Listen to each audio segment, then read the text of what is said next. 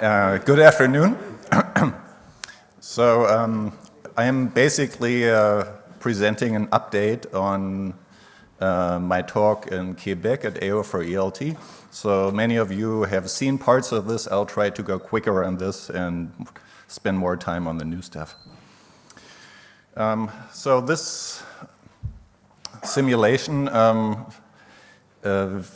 is done in the frame of a simulation environment that we're building up in the optics department at ESO. And we're studying various diffraction effects, turbulence. We call it a numerical test bench. So the purpose is to deepen our understanding, optical performance, and to compare different options. So we're using Fourier optics. It's implemented in Mathematica because some people believe Mathematica is great. What sets it apart really from other programming or math environments is its very strong analytical capabilities. And it has integrated graphics and multiprocessing. Doing this, of course, we welcome comparison with other packages like OMAO, YAO, and others. So the test case I'd like to report about, and by the way, there is I have a second talk tomorrow at 17:20 that also talks about this simulation environment in a different test case. So the test case today is the study of segment phasing, and we're trying to phase very large segmented mirrors with a full pupil at the same time. And we're assuming that the segments are already coarsely or even better stacked, so their angles, tip tilts, are pre-aligned. And the piston arrows are within a certain range. And if you don't make this assumption, then you will have to iterate for quite a while. So this is important for any phasing algorithm. And in contrast to some other approaches, here I'm trying to push the limits, basically. I'm asking, what's the fastest phasing we can achieve? And can we, in particular, get away with making just one mechanical adjustment to all the segments and be phased? Is that possible? And also to run this, to not require strong adaptive optics to do so. So our algorithm must be robust and error tolerant to some degree.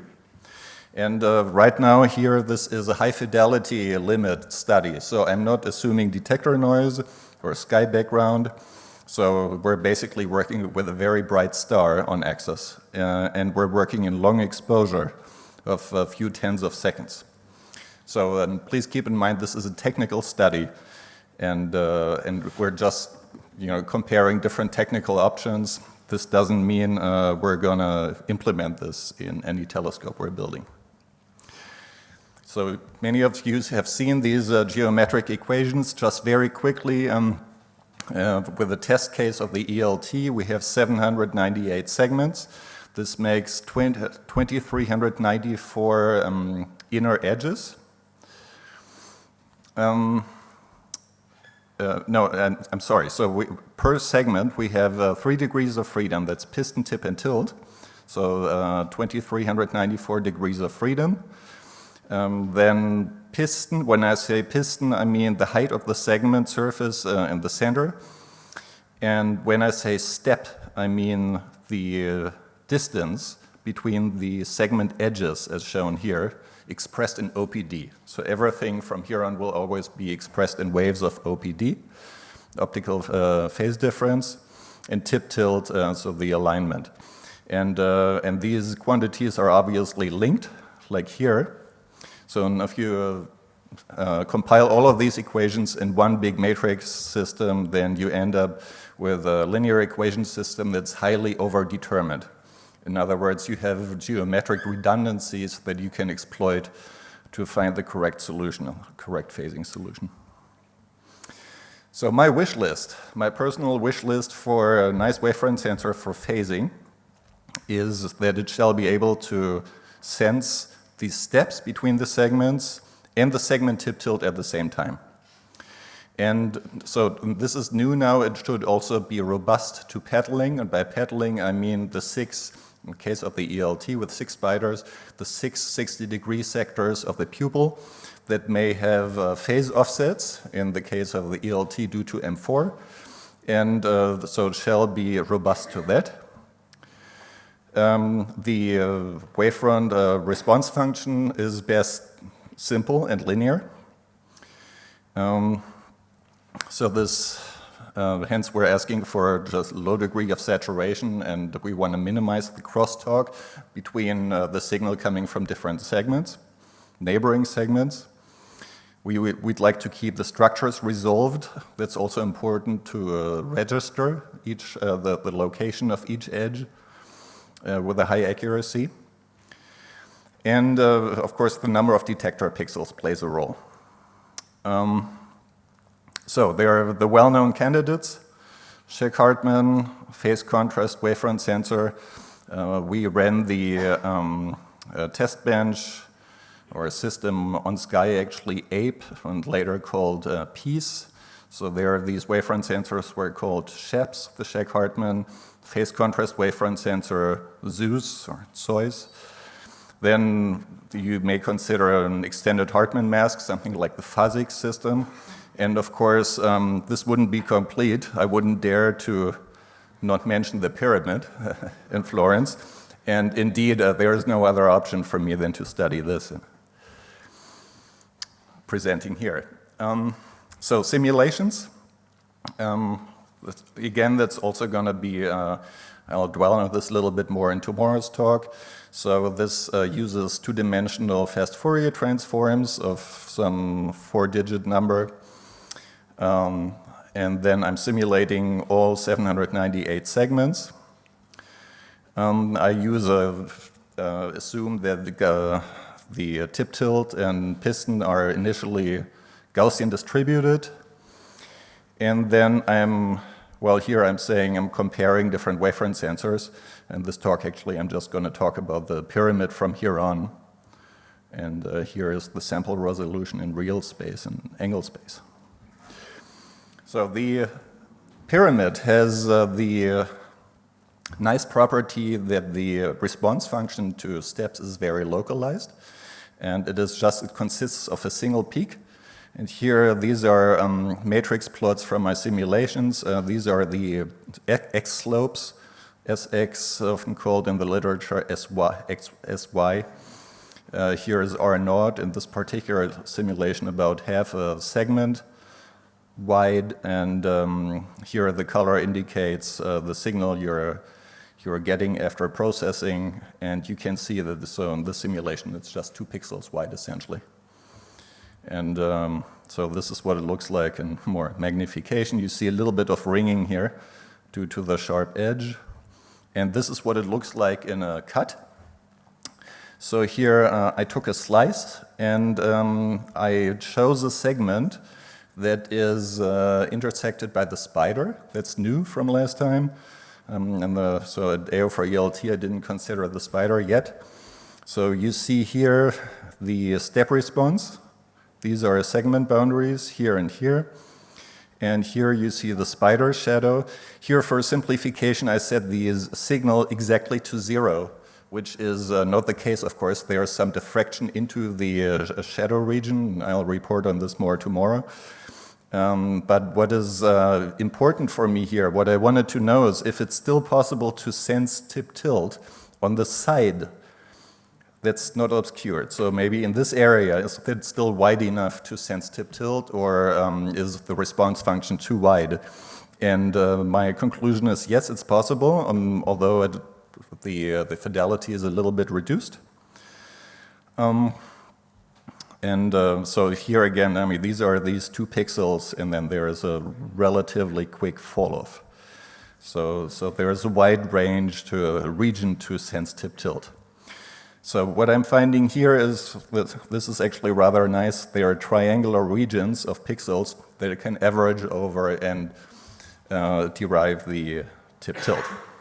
So the maximum likelihood phasing approach.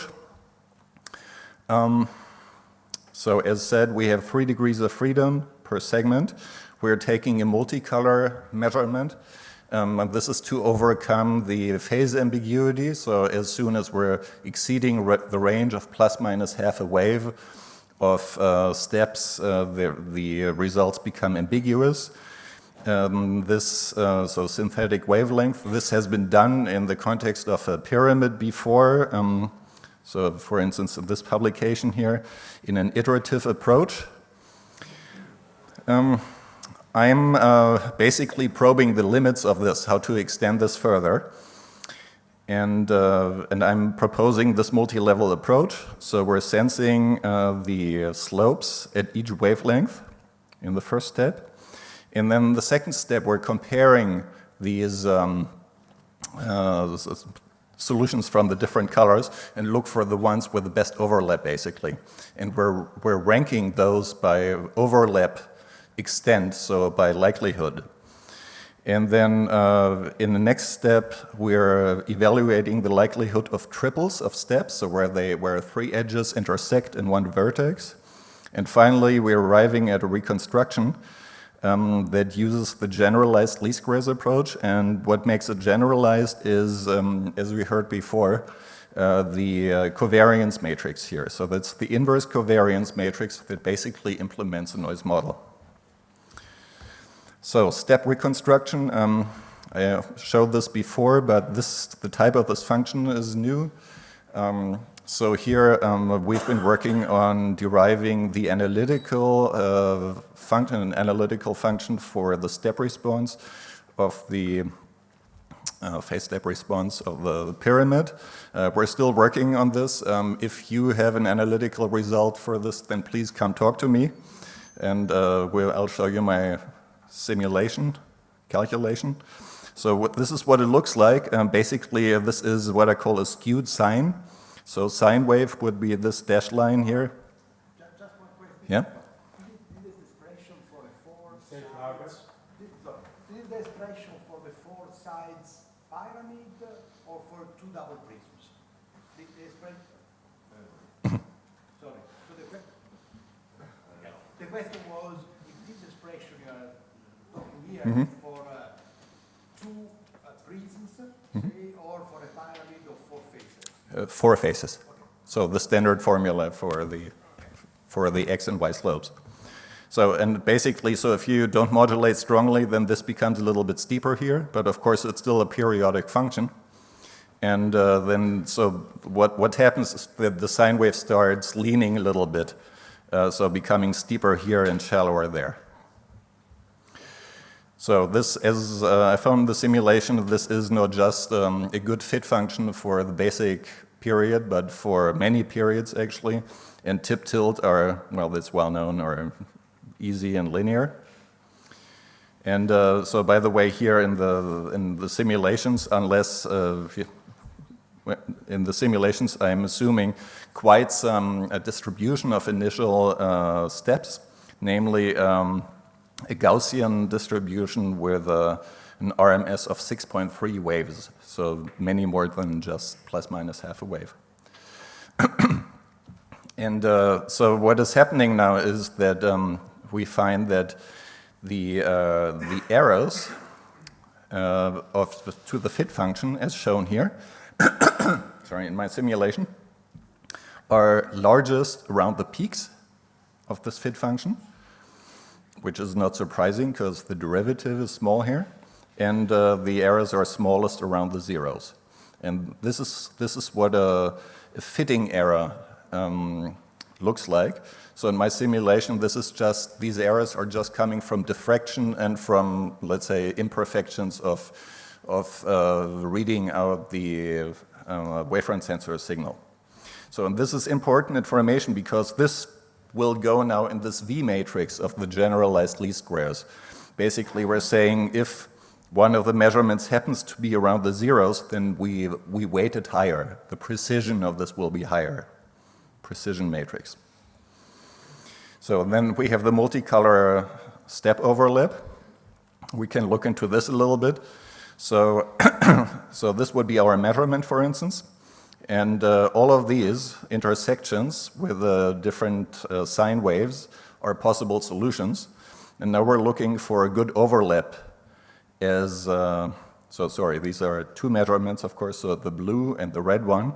And here, in one point, they happen to overlap very well. Then the likelihood that this is our correct solution is high. And in other places, the overlap is not good, actually, and then this is an unlikely solution. And to the question of, or this relates to the question of what are good wavelengths, wavelength combinations for, to minimize ambiguity. So here I'm plotting a couple of sine waves for wavelength combinations I've chosen. And there are a couple of undesirable situations, namely those here. So here the peaks of the individual curves almost overlap. Here they overlap rather almost perfectly. Here it's like the maxima overlap. So these are situations that are error prone, and you should minimize the number of those occurrences. And to formulate a condition for this not to happen is not so easy, actually. So I think there is still some research to be done for good color combinations. So here is the likelihood list of these step solutions. So in this case, it's very steep. You have 90%. 90% of the cases, you have the correct step solution already in the first place of the ranked list. But there are still 10% of steps you have to deal with. So around 200 steps are in 200 steps or on 200 edges, an incorrect step solution has been picked. And this incorrect solution is not just a little bit wrong, but it's completely wrong. It's off by many waves, maybe. So you'll have to find those. And how do you find those? And this is where the geometric redundancy comes in.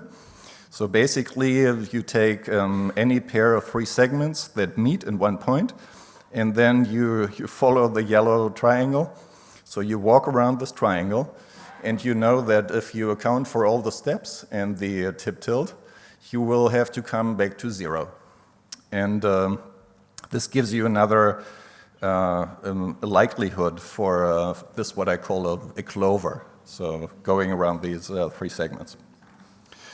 So, and then what is new also to AO for ELT, I found that when you take the next step, so the generalized least squares, you can now iterate on this. And you could, so by looking at the residuals, phasing residuals, so basically now looking on the entire 800 segments, looking for the rotten apples still remaining in there, maybe just 1% of the edges. How do you find those? Well, you look at the residuals, and if one of them is high, then the likelihood that this is a wrong solution is high. And it's, again, not just a little bit wrong, but completely wrong. And in this case, you multiply the variance of this edge maybe by 10,000 and run it again. So basically, you're asking the geometry to tell you the solution because you're not able to find it yourself. So then in H and J band, I'm arriving at residuals like this. And that's almost, it's a little bit embarrassing to show this, so it's like 24 nanometers. But remember, this is on the limit of high fidelity, so for the moment I'm excluding detector and sky noise. Then this is an R and V band. So here we're phasing at between 700 and 500 nanometers. Because I'm an LGS person originally, I couldn't resist to put 589 in there. And this is in the presence of spiders. So this in contrast to last time. So here we have the spider shadows in there now. And in the next step, I've added two more complications. One is missing segments. So this can happen in the ELT that we're not able to recode quickly enough. So I left 4 segments out. They're really optically out. They're not just whited out in the plot, but there was no light in the simulation. And the second one is I'm using pupil phase offsets. so petal phase offsets. And here the phase differences between adjacent sectors are given. And I'll talk more about this tomorrow. What I like here today is that my method is transparent to those. So you see here in the phase plot that there is a discontinuity at this underneath the spiders. So in the presence of these complications, luckily, it still works. So this is a very recent result, 10 a.m. this morning. Maybe I got lucky. This was in H-band now. Yes. You're also working in R-band because you have 1,000 pixels across Yes. the pupil in H-band. That means on a pyramid you need more than 2,000. Maybe that'll be at 10 a.m. tomorrow morning. I haven't run that yet.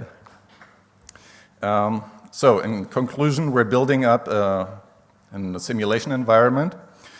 We know that the primary mirror phasing becomes more demanding in the ELTs. We'd like to phase quickly and accurately, of course. This I've all said. Some phasing approaches rely on a lot of physical iterations, so adjusting all the segments and then measuring again. And I believe it's possible that there is room for performance improvement. So here today I demonstrated the one-shot multicolor phasing for a specific parameter set in R, V, and HJ bands in the low noise limit, and that's very important. So, and what I've added is the spider obscuration, 4 missing segments, and the petaling. And there is more on the petaling tomorrow. And of course, many things remain to be done. So Thomas gave me noise parameters, which he wants me to simulate. There is this segment-to-pupil compression, the pixel grid, well, the registration. Of course, you know, depending which band you work in, pixels may be very expensive. So in H band, we'd like to get away with a smaller number of pixels. And this goes into operational scenarios of how you would sense this possibly. Thank you.